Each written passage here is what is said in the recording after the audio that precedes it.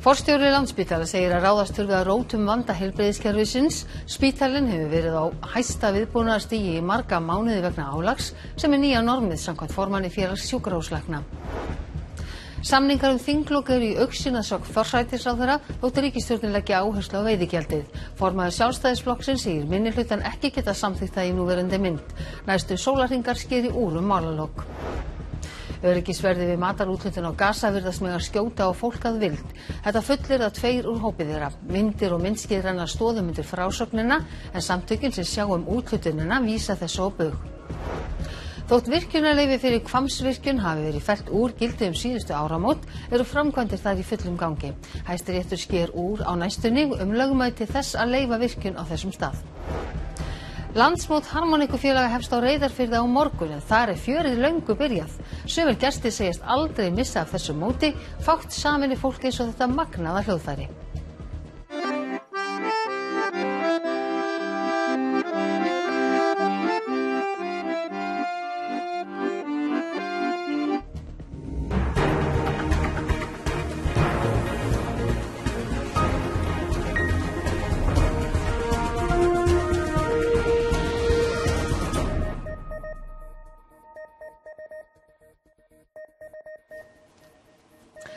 Komið sæl. Landspítali hefur verið á hæsta viðbragðsstigi í meira en hálft ár vegna manneklu. Forstjóri spítalans segir að heilbrigðisráðuneytið þurfi að endurskoða fyrirkomulag mönnunar. Í svona stuttumáli sagt að þá hafa verkefni farið mjög vaxandi og eru orðin of mikil miðað við þann mannauð sem við höfum yfir að ráða. Ef það er ekki hægt að manna þennan Landspítala, verður hægt að manna nýjan Landspítala? Það er mjög góð spurning. Við vitum og þegar horft til framtíðar að þá munum við þurfa meiri mannauð. Í úttekt Ríkisendurskoðunar segir að skortur sé á framtíðarsýn í heilbrigðismálum og meiri stefnumótunar sé þörf. Ég held að við höfum bara verið of mikið í krísu viðbrögðum en ekki ráðist á rót vandans eins og Ríkisendurskoðunar hefur sagt. Hver ber ábyrgð á því? Ég held við berum öll ábyrgð á því sem höfum starfað innan heilbrigðisþjónustunnar. Auðvitað er skipulag heilbrigðisþjónustunnar á ábyrgð heilbrigðisyfirvalda. Fyrir rúmu ári var viðbragðsáætlun í 3 stigum virkjuð til að bregðast við álagi. Í stuttumáli sagt að höfum við verið á efsta viðbragðsstigi núna mánuðum saman. Þannig að við þurfum að finna nýja leið til þess að bregðast við því að þessi viðbragðsáætlun sem við settum á laggirnar er komin í þrot. Og þetta náttúrulega engan veginn viðunandi ef við ætlum að geta haldið velli sem aðal sjúkrahús þjóðarinnar. Hvað áttu við með þessi komin í þrot? Já, þessi viðbragðsáætlun, ef við erum alltaf á hæsta viðbragðsstigi, alltaf, þá er þetta ekki lengur viðbragð, þá er þetta bara stöðugt ástand. Hvað hafi verið lengi á viðbragðsstigi núna? Hversu marga mánuði? Ég meira og minna undanfarna 6 til 8 mánuði. Eins og staðan er í dag, að þá finnst mér að heilbrigðisráðuneytið þurfi að taka til endurskoðunar hvernig bara fyrirkomulag mönnunar og nýtingar af mannauði í heilbrigðisþjónustunni er háttað. Þá held ég að sé gríðarlega mikilvægt að það verði unnin þarfagreining á mönnun lækna á Landspítalanum og það verði farið í þá vinnu að skilgreina hvað er eðlilegt að hver læknir sinni mörgum sjúklingum. Hefur aldrei verið farið í svona þarfagreiningu? Ekki svo ég viti til. En hún er tímabær? Já, algjörlega. En nú hefur Landspítali starfað á hæsta viðbúnaðarstigi í marga mánuði. Virðist þér orðið eiginlega bara viðvarandi ástand. Hvaða áhrif hefur þetta á fólki sem vinnur vinnuna? Situr þetta í manni, það er ekki, eins og ég segi, ekki gaman að sinna sjúklingum á ganginum, til dæmis á bráðamóttökunni eða á legudeildunum og ekki við þær aðstæður sem að sjúklingar eru unnið að rétt á og meðferðin ætti að fara fram á þegar maður er að miða við svona faglega staðla að auðvitað situr þetta í manni en þegar maður er búin að vinna við þessar aðstæður í langan tíma þá einhvern veginn verður þetta bara nýja normið þannig að þetta er orðið einhvern veginn bara venjulegt. Forsætisráðherra segir ríkisstjórnina vilja klára veiðigjaldið en geti þó ekki bakkað með öll sín pólitísku mál. Hún segist vera bjartsýn á loka lendingu í samningum þinglok, ekki sé langt í land. Formaður Sjálfstæðisflokksins segir næstu sólarhringar skera úr það. Alþingi er í miklum ógöngum þessa dagana enda hafa samningar ekki tekist þinglok. Önnur umræðu veiðigjaldið er orðin að málþófi og forsætisráðherra segir að það verði að fara að klára samningum framhaldið. Veiðigjaldið sé flöskuhálsinn. Það er alveg skýrt og hefur alveg skýrt að hálfu ríkisstjórnarinnar þó við séum með fjölmörg önnur mál sem við erum mjög ánægð með og lagt mikla áherslu á að þá er þetta mál sem við viljum klára og nú þarf bara að setjast áfram niður og finna leiðir til þess. Það blasir við öllum að umræðan veiðigjaldið komið á málþófsstig. Er ekki ábyrgð forsætisráðherra sú að leysa þær ógöngur sem þingið komið í með þetta mál? Ég finn auðvitað til alveg gríðarlegra ábyrgðar og ég held að skipti miklu máli fyrir fólk þarna úti að átta sig á því að þingið geti virkað og það sé þingræði í landinu. Formaður Sjálfstæðisflokksins segist vongóðum að þingmenn nái saman. Það fái aldrei allir það sem þeir vilji í slíkum samningum. Veiðigjaldið sé þó erfitt. Við höfum lagt ýmsar hugmyndir á borðið en þær hafa ekki náð fram að ganga. Þannig að við munum halda áfram að ræða veiðigjaldamálið enda teljum við það mjög vont mál. Það kom hér einhvern veginn inn á harðahlaupum inn í þingið, mjög illa unnið, illa ígrundað og við vitum það að það mun hafa alvarlegar afleiðingar fyrir byggðir landsins og atvinnulífið í landinu og það getum við ekki samþykkt sjálfstæðismenn. Forsætisráðherra segist vilja semja við minnihlutann en það geti ekki verið þannig að ríkisstjórnin bakki með öll sín stóru pólitísku mál. Hún segist bjartsýn á að samningar náist en það taki nokkra daga í viðbót. Nú þurfum við bara að ná lokalendingu á kannski þessu máli sem að minnihlutin hefur lagt áherslu á að tala í og þá geti þetta gerst mjög hratt. Þannig að þú bjartsýn á að það takist? Ég ætla að leyfa mér að vera bjartsýn að það takist. Við erum ennþá í samtalsfasa og það er ekki langt til land. Ég er bjartsýnismanneskja eðlisfari og eins og ég segi, fólk þarf að tala saman. Allir þurfa að gefa eitthvað eftir og við erum tilbúin til þess sjálfstæðismenn og við í stjórnarandstöðinni. Þannig að ég bind vonir við það að núna næstu sólarhringana munu við færast nær niðurstöðu. 69 hafa verið drepin í árásum Ísraelsmanna á Gaza í dag, að sögn yfirvalda þar.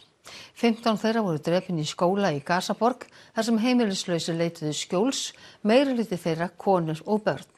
Að auki hafa 38 verið drepin þegar þeir ætluðu að sækja hjálpargögn. Hamas-samtökin eru enn með til skoðunartillögur 60 daga vopnahlé á Gaza, en á sama tíma hvatti Ben Gvir, þjóðaröryggisráðherra Ísraels, herinn, til að sækja enn harðar fram til að ráða niðurlögum Hamas. Starfsmenn bandarísku samtakana sem sjá matarúthlutun á Gaza eru vopnaðir og virðast hafa leyfi til að skjóta á fólk að vild. 2 verktakar sem störfuðu við öryggisgæslu greindu frá þessu við fréttastofu Associated Press og afhentu myndir og myndskeið máli sínu til stuðnings. Mennirnir 2 vilja ekki koma fram undir nafni af ótta við afleiðingarnar. Hér er brot úr einu myndskeiðina sem Associated Press birti í dag.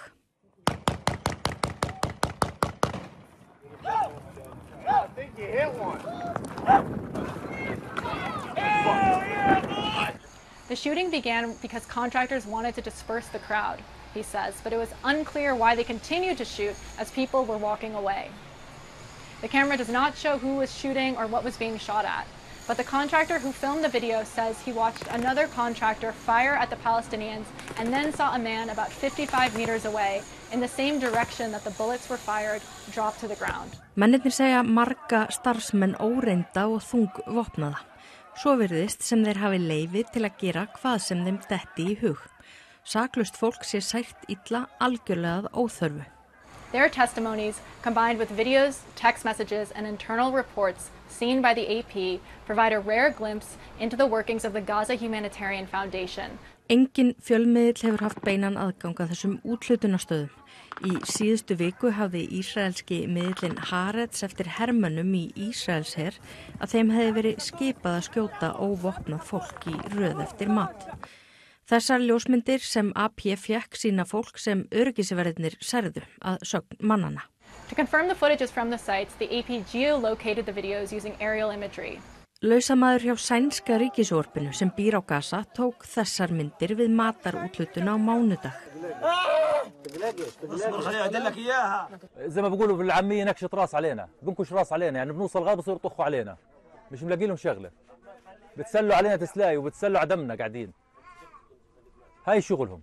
Bandarísku samtökin GHF neita þessu alfarið og segja fullyrðingar AP rangar. Nauðsynlegt að Evrópusambandið auki stuðning sinn við Úkraínu. Þetta sagði Mette Frederiksen, forsætisráðherra Danmerkur, þegar Danir tóku við formennsku í Evrópusambandinu í Árósum í dag. Volodymyr Zelenský, forseti Úkraínu, heimsótti Danmörku af þessu tilefni og ræddi meðal annars aðildarumsókn landsins að sambandinu. Frederiksen sagði á blaðamannafundi að það yrði áfall fyrir Úkraínu, Evrópu og NATO ef Bandaríkin drægi úr stuðningi við Úkraínu. Stjórnvöld vestanhafs stöðvuðu vopnasendingu þangað í gær. We will look into the decisions made in Washington. We hope that the partnership, transatlantic, also when it comes to Ukraine, will stay on. It's important for all of us. If there will be any gaps, I think we have to fill them up. When there are doubts about continued US support for Europe, it's even more important to strengthen our cooperation and coordination through the EU, NATO, and also in our direct relations, both with each other in Europe and with the United States. Undirbúningsvinna við Hvammsvirkjun í neðri hluta Þjórsár í fullum gangi þótt beðið sé eftir niðurstöðu Hæstaréttar lögmæti virkjunarleyfis sem héraðsdómur felldi úr gildi í janúar. Rúm 20 ár eru síðan Landsvirkjun greindi fyrst frá virkjunaráformum á þessum stað í neðri hluta Þjórsár við Rangárvelli. Hvammsvirkjun hefur alla tíð verið umdeild. Héraðsdómur felldi virkjunarleyfi úr gildi í janúar og mánuði síðar lagði umhverfis- og orkumálaráðherra fram lagafrumvarp sem átti að eyða óvissu virkjunina. Alþingi hefur lögfest frumvarpið en vegna niðurstöðu héraðsdóms verður Hæstiréttur að skera úr lögmæti leyfisins. Undirbúningsvinna hér í fullum gangi þar sem Hvammsvirkjun mun að öllum líkindum rísa. Unnið eftir sérstöku framkvæmdaleyfi sem ekki háð virkjunarleyfinu sem slíku. Þessar undirbúningsframkvæmdir fela í sér efnisvinnslu á efni fyrir vegagerð, bæði innan svæðis Hvammsvirkjunar og líka fyrir vegagerðina í Búðafossveg. Þarna vísar Guðbjartur í nýju Þjórsárbrúna við þorpið Árnes sem á að tengja saman uppsveitir Árnessýslu og Rangárvallasýslu. Hvammsvirkjun nýtir fall Þjórsár neðan Búrfellsvirkjunar frá svokölluðu Yrjaskeri rétt ofan við bæinn Haga og niður fyrir Ölmóðsey austan við Þjórsárholt. Hérna þar sem við erum núna erum við í frárennsliskurðinum sem efnistökusvæðið okkar. Þar mun renna í gegn það bil að meðaltali 350 rúmmetrar á sekúndu. En það jafngildir því að fylla Vesturbæjarlaugina á 2 sekúndna fresti. Fáist leyfi fyrir framkvæmdum í haust má búast við að eftir 1 til 2 ár verði hátt í 400 manns við vinnu við virkjunina. Gistirými þarf fyrir þennan fjölda og 2 mötuneyti. Eins þarf að huga að öllum nauðsynlegum innviðum, svo sem rafmagns- og nettengingum. Það einmitt hluti af þeim undirbúningsframkvæmdum sem við erum í hérna í líka, að við erum að undirbúa hluta af vinnubúðum, við erum búin að undirbúa púða fyrir vinnubúðasvæði. Það búið að bora eftir heitu vatni, það búið að tryggja vatnsveitu og fráveita verður lögð í haust. Hátt hlutfall innflytjenda í skólum hefur ekki neikvæð áhrif á árangur íslenskra nemenda og dregur ekki úr athygli kennara eða gæðum kennslum. Þetta kemur fram í nýrri skýrslu OECD þar sem fjallað menntakerfið á Íslandi. Efnahags- og framfarastofnunin gaf þessa skýrslu út fyrir viku. Þar kemur fram að mikilla umbóta sé þörf í íslensku menntakerfi og að staða barna innflytjenda sé sérstakt áhyggjuefni. Niðurstöður úr PISA-könnunum undanfarinna ára sýna að frammistöðu nemenda á Íslandi hefur hrakað verulega og nú töluvert undir meðaltali OECD-ríkja. Síðasta PISA-könnun sem gerð var fyrir 3 árum sýndi að 15 ára nemendur stóðu sig að jafnaði á því stigi sem 14 ára nemendur náðu 4 árum áður. Hér má sjá hvernig einkunnir 15 ára nemenda í lesskilningi, stærðfræði og náttúrufræði hafa lækkað með árunum. Einnig má sjá hvernig Ísland fjarlægist smá saman önnur lönd innan OECD. Munurinn mestur þegar kemur að lesskilningi.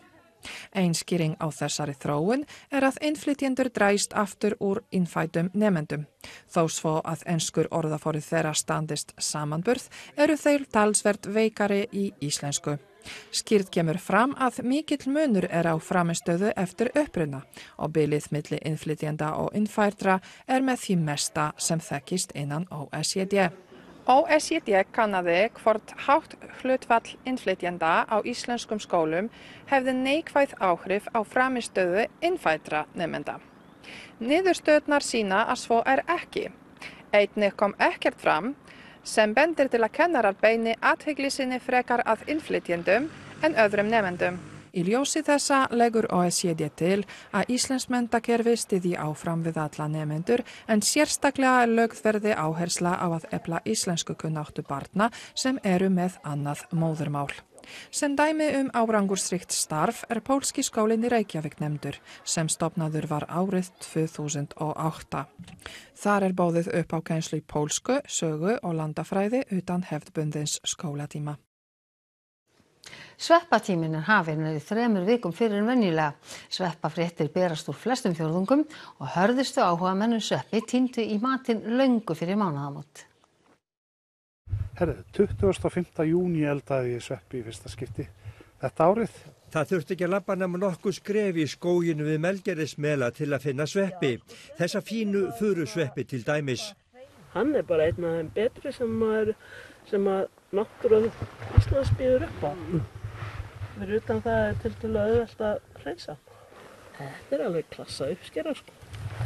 Ég held maður geti alveg verið hérna einhver tíma að redda sér í matinn og næstu daga. En svona snemma þá virðist þetta vera bara mjög gott og lítið af möðkum og svoleiðis.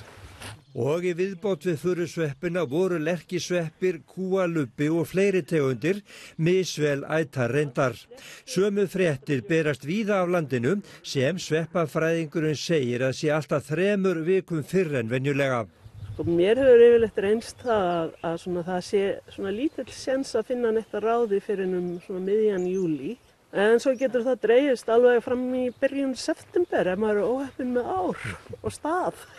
Þetta þessi hlýindi í maí sem að valda þessu? Mér finnst það mjög líklegt, miðað við annað. En það má kannski segja að þá hafa þeir þolað bærilega vel kuldann í júní. Nú þetta alltaf að koma. Fyrst, ég búinn að fara nokkuð sinnum og skrapa í kvöldmatinn en ég geti farið í kvöld og lagt eitthvað til búsins í vetur. Þá líklegt að fólk getur bara farið að drífa sig í sveppamál? Já, ég held að með það sem við fundum hérna í dag þá ætti það að vera alveg óhætt. Þetta miklu meira en að tína sveppi, þetta líka bara upplefa náttúruna. Maður skröltir allan skógareitinn og bara það gleði í hjarta. Harmonikkuunnendur safnast nú saman á Reyðarfirði á langþráðu landsmóti sem haldin er 3. hvert ár. Sumir hafa aldrei misst af þessum viðburði. Harmonikkuunnendur fóru að koma sér fyrir á Reyðarfirði strax á mánudag og sífellt hefur fjölgað í hópnum. Harmonikkuþorp hafa myndast á tjaldstæðinu og á viðbótarbletti og þar var spilað í tjöldum og undir berum himni í dag. Einn byrjar á lagi og aðrir eru fljótir að taka undir. Formlegir tónleikar og böllir á föstudag og laugardag og í ár koma einnig hópar frá Færeyjum. Búist er við 400 manns. Hilmar hefur mætt á öll landsmót frá upphafi. Ég held að hafi byrjað 1982 ef ég man rétt. Og það sem skemmtilegt við þetta náttúrulega bara það kynnist maður ýmsum tónlistarstefnum frá öllum löndum í raun og veru.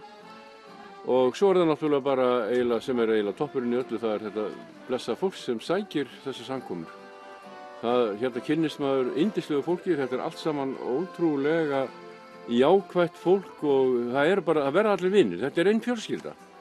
Og það fólkið á öllu landinu sem bara fellur saman hér eins og það sé bara hafi þekkst áratugum saman. Á svona landsmóti myndast svolítið sérstök stemning á tjaldsvæðinu. Þetta að mörgu leyti bara eins og ættarmót. Fólk bara að fara á millibíla og spjalla og spila saman og syngja.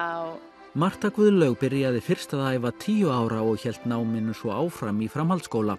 Nú hún formaður félags harmonikkuunnenda á Norðfirði sem heldur mótið í ár. Fólk á öllum aldri spilar, en ný kynslóð þarf að tryggja endurnýjun. Hún einhver en ekki eins mikilvæg sem þau vilja hafa hana. En það fólk á öllum aldri hér sem mætir og spilar með okkur. Og það ættu fleiri bara ungir sem aldnir að sameinast í þessu. Þetta eitthvað sem skilur mikið eftir sig.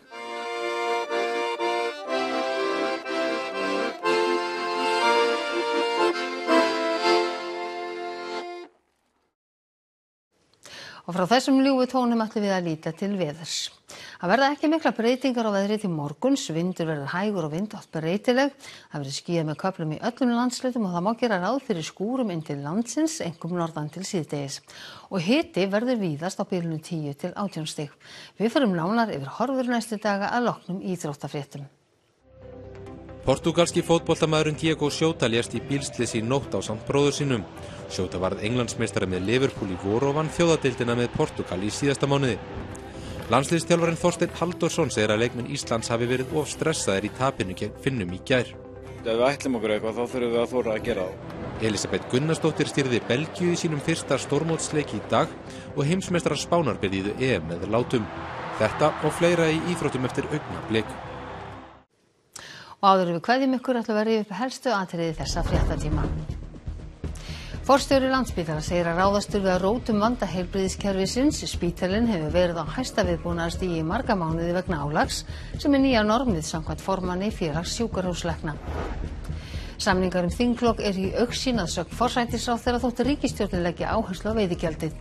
Formaður Sjálfstæðisflokksins segir minnihlutann ekki geta samþykkt það í núverandi mynd. Næstu sólarhringar skeri úr málalok. Öryggisverði við matarúthlutun á Gaza virðast mega skjóta á fólk að vild. Þetta fullir að 2 úr hópi þeirra. Myndir og myndskeið renna stoðum undir frásögnina en samtökin sem sjá úthlutunina vísa þessu á bug. Þótt virkjunarleyfi fyrir Hvammsvirkjun hafi verið fellt úr gildi síðustu áramót eru framkvæmdir þar í fullum gangi. Hæstiréttur sker úr á næstunni lögmæti þess að leyfa virkjun á þessum stað. Landsmót Harmonikufélaga hefst á Reyðarfirði á morgun og þar fjörið löngu byrjað. Sumir gesta segjast aldrei missa af þessu móti. Fátt saman í fólk eins og þetta magnaða hljóðfæri.